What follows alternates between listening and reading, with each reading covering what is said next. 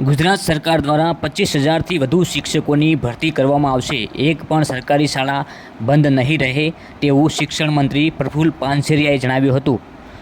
રાજ્ય સરકારી શાળા બંધ કરવા અંગે શિક્ષણ મંત્રીએ જણાવ્યું કે સરકારી શાળા બંધ કરવા માટે સરકારે એક પણ પગલું ભર્યું નથી. એક પણ સરકારી શાળા બંધ કરવાનો નિર્ણય નથી લેવાયો.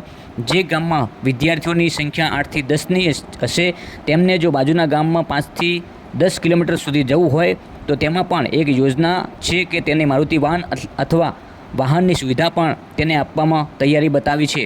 આ ઉપરાંત તેમણે જણાવ્યું હતું કે રાજ્ય સરકાર 25,000 નવા શિક્ષકોની ભરતી કરશે. રાજ્યની સરકારી શાળાઓમાં 16,000 નવા ઓરડાઓ બનાવવામાં આવશે.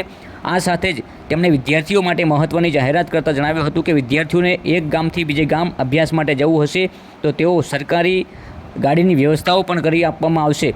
ગુજરાતીઓ માટે સારા સમાચાર સામે આવ્યા છે. ગુજરાતમાં 25,000 નવા શિક્ષકોની ભરતી કરવામાં આવશે.